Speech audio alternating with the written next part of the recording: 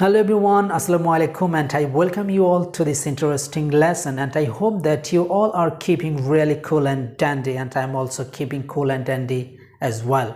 Yes dear learners, আজকের spoken ক্লাসটি একটু ভিন্নভাবে শুরু করতে চাই। অ্যাকচুয়ালি যারা বিগিনার্স রয়েছে, যারা শুরু থেকে ইংরেজি শিখতে চাচ্ছে তাদের জন্য এই লেসনটি। অর্থাৎ আপনারা যারা মনে মনে ভাবছেন যে we want to learn English, we want to speak in English, but we don't know where we will start from. আমরা ইংরেজি শিখতে চাই, ইংরেজিতে কথা বলতে চাই, কিন্তু কোথা থেকে শুরু করব সেটা আমরা জানি না। তাদের জন্য এই লেসনটি, কেননা এই লেসন থেকে আমরা শিখতে পারবো যে কিভাবে শুরু করতে পারি এবং তারপর আমরা কিভাবে গ্র্যাজুয়ালি ধীরে ধীরে আমাদের স্পোকেন ইংলিশটাকে ডেভেলপ করতে পারি। So without further I can do, let's get started our today's lesson. Yes, already আমি লিখে রেখেছি। সো ইংরেজি শিখতে গেলে মাত্র 3টি বিষয় আপনার জানতে হবে। সো যারা শুরু থেকে ইংরেজি শিখতে চাচ্ছেন তাদের জন্য 3টি বিষয় মানতে হবে। যদি আপনি 3টি বিষয় মানতে পারেন তাহলে অবশ্যই আপনার দ্বারা ইংরেজি শেখা সম্ভব, বা আপনি যদি ইংরেজি শিখতে চান তাহলে এই 3টি বিষয়কে আপনার প্রাধান্য দিতেই হবে। সো 3টি বিষয় কি? Number 1, questions making, number 2, giving answer, and number 3, conversation or discussion. So এই 3টি বিষয় যদি আপনি মানতে পারেন তাহলে আপনার ইংরেজি শেখা সম্ভব, বা আপনি যদি শুরু থেকে ইংরেজি শিখতে চান তাহলে আপনাকে এই 3টি বিষয় মানতে হবে। নাম্বার 1, আমি আবার বলছি, এই বিষয়টা খেয়াল করা দরকার। So questions making, number 2, giving answer, and number 3, discussion আর কনভারসেশন। সো এখানে একটি মজার বিষয় হচ্ছে, আপনি যখন কোয়েশ্চেন্স মেকিং অ্যান্ড গিভিং আনসারটা পারবেন তখন ডিসকাশনটা অটোমেটিক্যালি আপনি পারবেন। সো এটা হলো আপনার একটু সাইডে রাখেন। আমরা এই দুইটা যখন পারবো তখন ডিসকাশন বা কনভারসেশনটা অটোমেটিক্যালি হয়ে যাবে, ঠিক আছে? সো এটা নিয়ে টেনশন করার কোনো দরকারই নেই। তার মানে আমাদের থাকলো কয়টা? দুটা বিষয়, তাই তো? সো শুরু থেকে ইংরেজি শিখতে গেলে আমাদের 2টা বিষয় মাথায় রাখতে হবে। সো এখন কথা হচ্ছে, questions making and giving answer, এই দুটির মধ্যে থেকে কোনটি আমাকে আগে শেখা দরকার, এই বিষয়টা আমাদের জানা দরকার। তার আগে আমি আপনাকে একটা কোয়েশ্চেন করতে চাই, সেটা হচ্ছে, can you speak in English? আপনি কি ইংরেজিতে কথা বলতে পারেন? উত্তরে আপনি বললেন যে ইয়েস অর নো, হ্যাঁ অথবা না।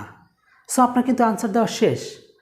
আমি কোয়েশ্চেন করলাম can you speak in English, আপনি বললেন ইয়েস অথবা নো, জাস্ট শেষ। এবার আপনিই বলুন যে কোয়েশ্চেন্স করাটা কঠিন নাকি আনসার দেওয়াটা কঠিন? ডেফিনেটলি আপনি বলবেন যে বাই কোয়েশ্চেন্স করাটা কঠিন। এক্স্যাক্টলি, কোয়েশ্চেন্স করাটাই কঠিন, আনসার দেওয়াটা খুবই সহজ।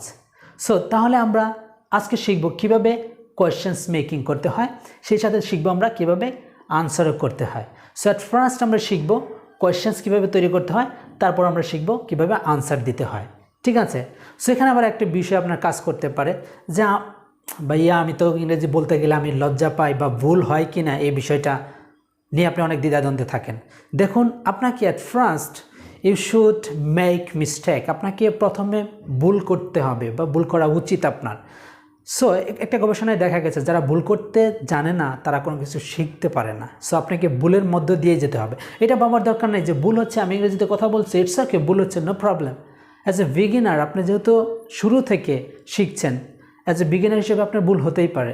এই বিষয় নিয়ে আপনি কখনো ঘাবড়িয়ে যাবেন না, কখনো এই বিষয়ে আপনি কেয়ারই করবেন না, জাস্ট আপনি বলে যাবেন মনে যা আসে, ঠিক আছে? সো আমি একটা গল্প বলি। আমার একটি ভাগ্নি আছে ছোটো, সে আমাকে বলে আঙ্কেল মিথ্যি খাবো, মানে মিষ্টি খাবো কথাটা বলতে পারে না।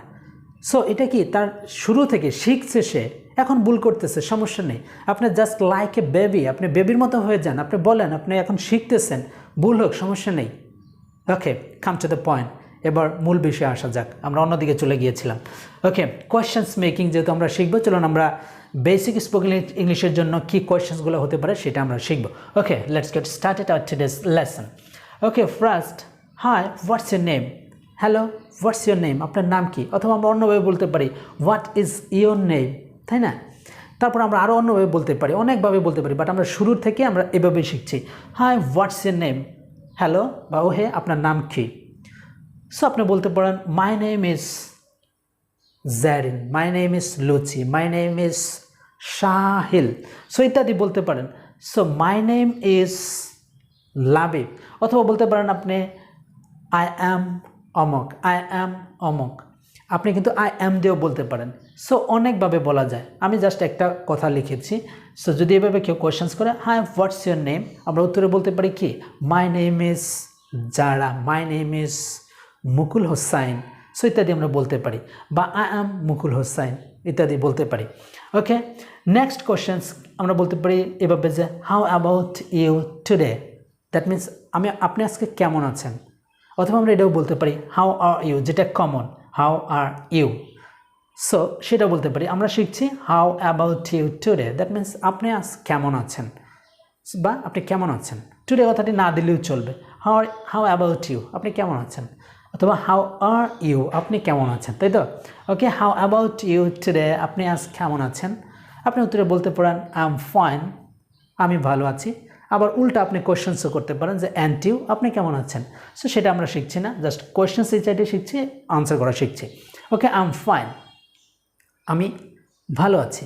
অথবা অন্যভাবে বলতে পারেন I am pretty good, I am so কুল ইত্যাদি বলতে পারেন। বাট আমরা শুরুর থেকে এভাবে শিখবো, আই এম ফাইন, আমি ভালো আছি। ওকে, আমরা যদি এ ধরনের কথা জিজ্ঞেস করতে চাই যে আপনি কোথায় থাকেন, আপনি কোথায় থাকেন, তাহলে কীভাবে জিজ্ঞেস করতে পারি, হোয়ার ডু ইউ লিভ, আপনি কোথায় থাকেন, দ্যাট মিনস আপনি কোথায় বাস করেন, আপনি কোথায় থাকেন। আপনার উত্তরে বলতে পারেন I live at Mirpur in Dhaka, আমি ঢাকার মিরপুরে থাকি। একটা বিষয় এখানে খেয়াল করতে হবে যে অ্যাট ইউজ করেছি, ইন ইউজ করেছি। সো উত্তর দেওয়ার সময় বা যে কোনো জায়গায় যদি ছোট স্থান হয় তার পূর্বে অ্যাট হবে, অ্যান্ড বড় স্থানের পূর্বে ইন হবে, ঠিক আছে। সো ঢাকাটা অনেক বড়, ঢাকার মধ্যে আমি মিরপুরে থাকি, ঠিক আছে, তখন মিরপুর ছোট। আবার যদি বলেন যে মিরপুরের একটা জায়গার মধ্যে থাকি আমি, তখন আপনি কিন্তু তখন মিরপুরের পূর্বে ইন হয়ে যাবে, মিরপুরের যে জায়গায় থাকেন সেটার পূর্বে অ্যাড হয়ে যাবে। সো আমরা বুঝতে পারছি যে বড় স্থান বুঝালেই ইন, ছোট স্থান বুঝালেই at. Okay, I live at Mirpur in Dhaka, আমি ঢাকার মিরপুরে থাকি। সো কোয়েশ্চেন্স করাটা শিখি, কারণ কোয়েশ্চেন্স করাটা হলো more difficult than giving answer. So answer দেওয়ার থেকে কোয়েশ্চেন্স করাটা কিন্তু অনেক বেশি কঠিন, এবং সেটার প্রতি আমাদের গুরুত্ব দেওয়া উচিত।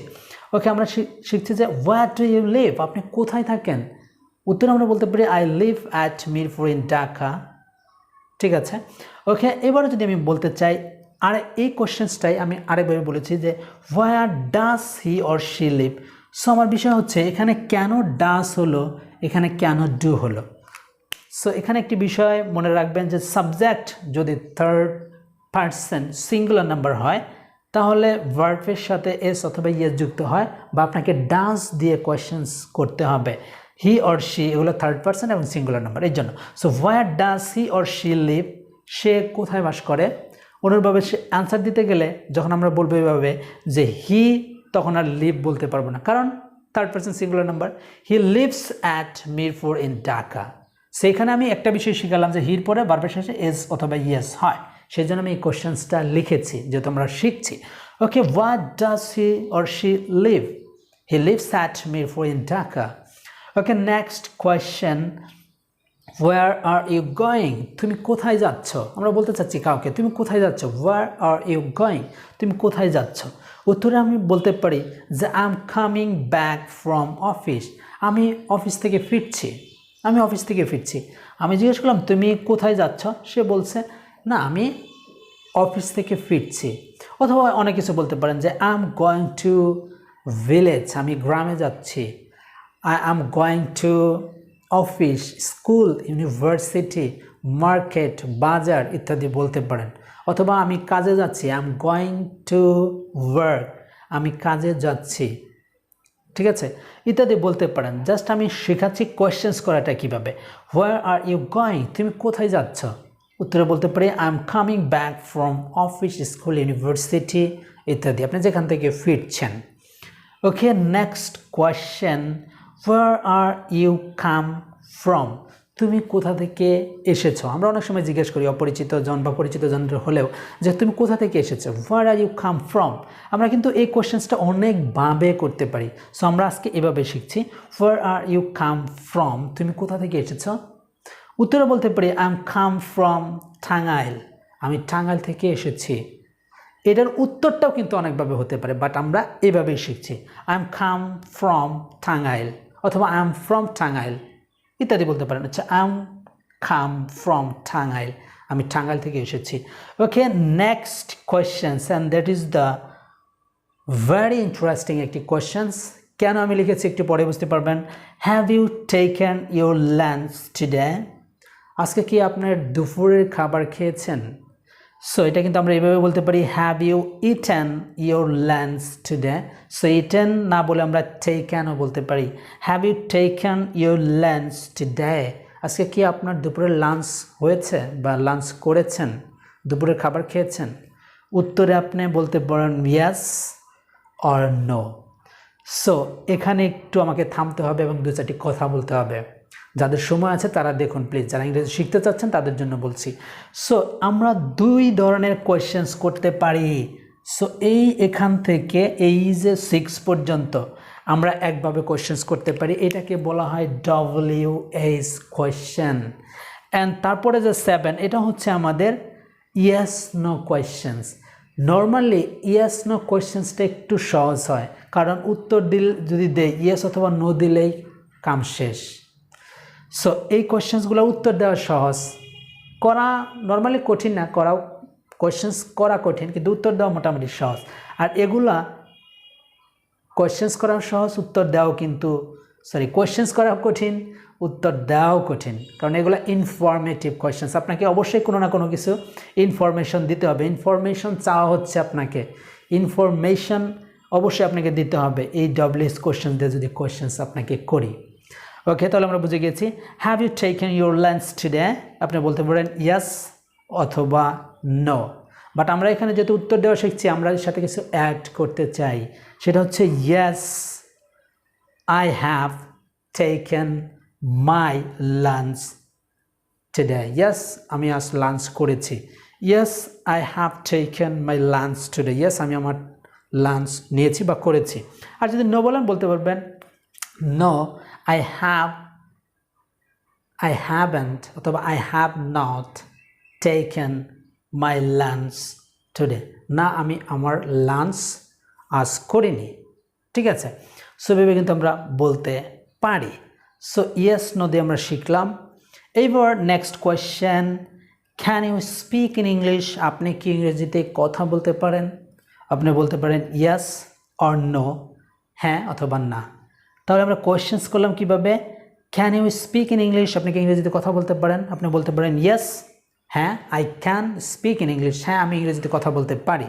আর যদি বলেন যে না, তাহলে এইভাবে বলতে পারেন no I can't speak in English, না আমি ইংরেজিতে কথা বলতে পারি না। সো ইয়েস নো আসে বিদায় শুধু ইয়েস নো দিয়েই যে উত্তরটা দিবেন এমনটা না, শিখছেন যেহেতু কীভাবে নো দিলে নেগেটিভ বাক্য করবেন আর ইয়েস বললে হাবোধক বাক্য বলে দিবেন। এইভাবে যে yes I can speak in English, হ্যাঁ আমি ইংরেজিতে কথা বলতে পারি। আর যদি নো বলেন না আই কান্ট অথবা I cannot speak in English, আমি ইংরেজিতে কথা বলতে পারি না। Okay, next question, how can I learn English? আমি কিভাবে ইংরেজি শিখতে পারি? কাউকে আমি জিজ্ঞেস করলাম আমি কিভাবে ইংরেজি শিখতে পারি, can you help me please? আপনি কি আমাকে সাহায্য করতে পারেন যে আমি কিভাবে ইংরেজি শিখতে পারি? সো এটা কিন্তু ইয়েস আর নো দিলে হবে না, এটা ইনফরমেশন চাওয়ার জন্য বলছি। তখন আপনি বলতে পারেন you can learn English by practicing every day. আপনি ইংরেজি শিখতে পারেন প্রতিদিন চর্চার মাধ্যমে। যদি প্রতিদিন চর্চা করতে পারেন তাহলে আপনি ইংরেজি শিখতে পারবেন। ইয়েস এক্স্যাক্টলি, এটাই সত্যি কথা। আপনি প্রতিদিন প্র্যাকটিস যদি করেন তাহলে আপনি ইংরেজি শিখতে পারবেন। আপনাকে প্রতিদিন প্র্যাকটিস করতে হবে, পাবলিকলি স্পিকিং করতে হবে, ভুল করতে হবে, তবে ইংরেজি শিখতে পারবেন। ওকে, তাহলে how can I learn English? আমি কীভাবে ইংরেজি শিখতে পারি? আপনি সাজেশন দিতে পারেন you can learn English by practicing everyday, প্রতিদিন প্র্যাকটিসের মাধ্যমে। অন্য সাজেশনও আপনি দিতে পারেন, জাস্ট আমি একটা দিয়েছি। সো এই ছিল নর্মালি কীভাবে কোয়েশ্চেন্স করবেন। 9টি কোয়েশ্চেন্স আমি করেছি। জাস্ট এখান থেকে অনেক ইনফরমেশন আপনি পেয়েছেন যে কীভাবে কোয়েশ্চেন্স করতে হয় অ্যান্ড কীভাবে আনসার দিতে হয়। এবার আমাদের এই দুইটি শেষ, যে কোয়েশ্চেন্স কীভাবে করলাম, আনসার কীভাবে দিলাম। তাহলে কোয়েশ্চেন্স এবং আনসার যখন দিলাম তখন কিন্তু আমাদের একটা ডিসকাশন অথবা কনভারসেশন হয়ে গেল ইতিমধ্যে। সো কনভারসেশন বা ডিসকাশন নিয়ে এতটা টেনশন করার দরকার নেই, জাস্ট এই দুইটার প্রতি ফোকাস দেন, গুরুত্ব দেন, তবে হয়ে যাবে, কনভারসেশন অটোমেটিক্যালি হয়ে যাবে। সো এই ছিল আজকের এই লেসনটি। আই হোপ আপনারা বুঝতে পেরেছেন যে শুরু থেকে ইংরেজি শিখতে গেলে কোন বিষয়ের প্রতি আপনাকে গুরুত্ব দিতে হবে, কোয়েশ্চেন্সের প্রতি, আনসারের প্রতি, তারপর ডিসকাশন। তার চেয়ে বড় কথা আপনাকে ভুল করতে হবে। ইয়েস এক্স্যাক্টলি, আপনি যদি ভুল করতে পারেন তাহলে আপনাদের ইংরেজি শেখা সম্ভব। Yes, that's all about for today and I will come up with a new lesson very soon. But before that, আপনারা যদি এখনও চ্যানেলটি সাবস্ক্রাইব না করে থাকেন প্লিজ চ্যানেলটিকে সাবস্ক্রাইব করে দেন অ্যান্ড পাশে থাকা বেল আইকনটি অবশ্যই অন করে দিবেন যাতে করে এই ধরনের ভিডিও সবার আগে পেয়ে যান। আরেকটি বিষয়, যদি আপনি ইংরেজি শিখতে চান, যদি মনে করেন যে না ভাইয়ার ভিডিও ভালো লাগছে না, ইউটিউবে কিন্তু অনেক চ্যানেল পেয়ে যাবেন যেখান থেকে আপনি অনর্গল ইংরেজি শিখতে পারবেন। আমাকে ভালো লাগে না, ইটস ওকে, আপনার যাকে ভালো লাগে, যার চ্যানেল ভালো লাগে সেখান থেকে আপনি আপনি ইংরেজি শেখার জন্য সিলেক্ট করুন এবং সেখান থেকে আপনি প্র্যাকটিস করা শুরু করুন।